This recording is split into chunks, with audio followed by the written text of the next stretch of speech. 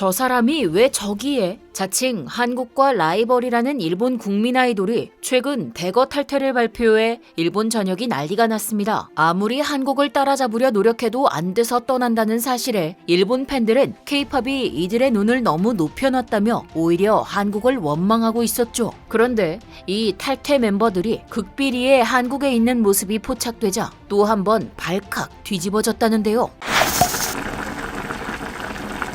일본의 탄도소년단, 중국의 시대소년단, 세계적으로 인기를 끌고 있는 한국 아이돌들을 겨냥한 아류작들이 끊임없이 쏟아지고 있습니다. 특히나 요즘 일본 남자 아이돌들은 죄다 K-팝을 이기겠다는 대의 명분을 가지고 아주 야심차게 나오고 있는데요. BTS를 자기 혼자 견제하는 트래비스 재팬과 에그자일 제너레이션 등이 그 대표적인 예라고 할 수 있죠. 그러면서 BTS를 따라한 컨셉과 스타일, 노래, 안무, 복부 수준의 뮤직비디오를 보면 헛웃음이 절로 나옵니다. 그런데 최근 그렇게 만들어진 일본의 국민 아이돌들이 대거 탈퇴하는 충격적인 상황이 연이어 벌어지고 있습니다. 얼마 전 돌연 탈퇴를 발표하며 일본 전역에 충격을 안겨준 킹앤프린스에 이어 이번에는 일본 엔터 산업계의 매출을 주름잡고 있는 초절정 인기 그룹 스노만까지 탈퇴 소동이 일어난 것입니다. 현재 일본의 국회의원이자 일본 연예계 폭로 유튜버로 유명한 히가시타니 요시카즈부터 스노만의 소속사 자니즈의 내부 직원 그리고 음반 관계자들까지 조만간 스노만이 탈퇴할 거라 발언하며 일본 언론들이 앞다투어 이를 보도하고 있는데요. 무엇보다 일본의 자랑이라는 킹앤프린스 멤버들의 탈퇴 소식은 아직까지도 일본 내에서 파장이 큽니다. 이들의 탈퇴 이유가 황당하게도 한국 아이돌들처럼 세계를 무대로 활동하고 싶어서이기 때문이죠. 한국에 대항해서 만들어졌지만 해외 진출할 깜냥은 안 되니까 일본 내수용으로만 돌리니 이들이 탈주한 것입니다. BTS와 블랙핑크, 이 밖에도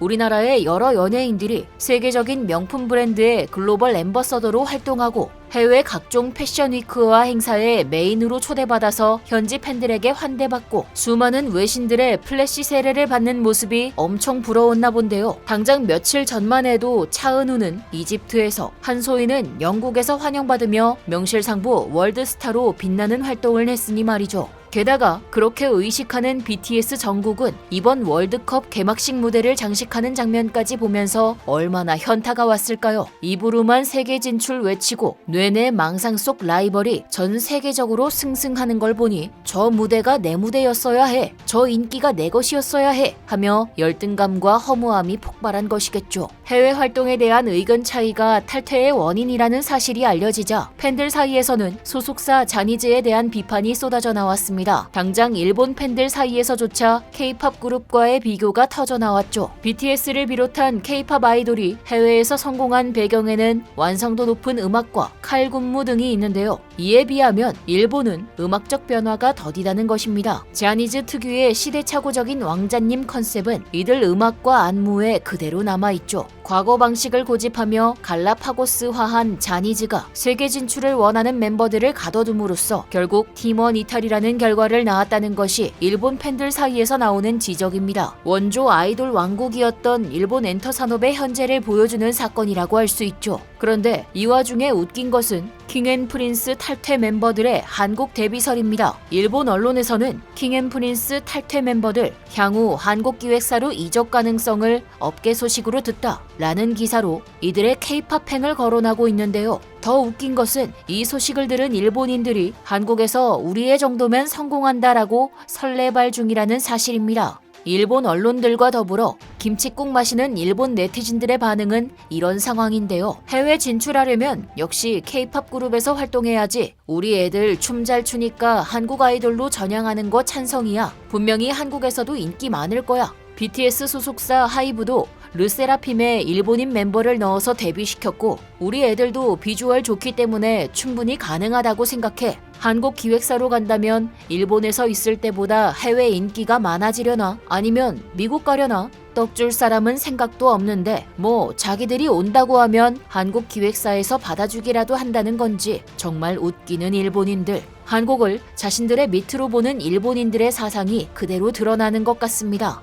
또 일각에서는 그 정도 실력으로 K-팝 아이돌을 할 수 있다고 생각하느냐? 라고 맞서는 일본 내 K-팝 팬들로 인해 온라인에서 한바탕 논쟁이 벌어지기도 했죠. 실제로 지금도 많은 일본 아이돌들과 연습생들이 K-팝 아이돌이 되기 위해 쥐구멍만한 구멍을 아등바등 통과하고 있습니다. 일본 대표 걸그룹 AKB48 출신으로 한국의 프로젝트 그룹 아이즈원을 거쳐 최근 르세라핌으로 다시 데뷔한 멤버 사쿠라가 대표적이죠. 그렇게 한국 아이돌이 되더라도 이들은 보통 일본인이란 점은 말하지 않으면 모를 정도로 숨기고 활동합니다. 일본 느낌의 일본 타이틀을 그대로 달고 한국에서 활동하면 망하기 일쑤니까요. 의도적이든 그렇지 않든 중요한 건 실력이 뒷받침되지 않으면 절대 한국 아이돌은 할 수가 없습니다. 일본에서는 실력이 없어도 소속사 빨로 편하게 데뷔할 수 있는데 반해 한국은 완벽하지 않으면 데뷔 기회조차 잡기 힘들기 때문입니다. 더군다나 이번 같은 경우는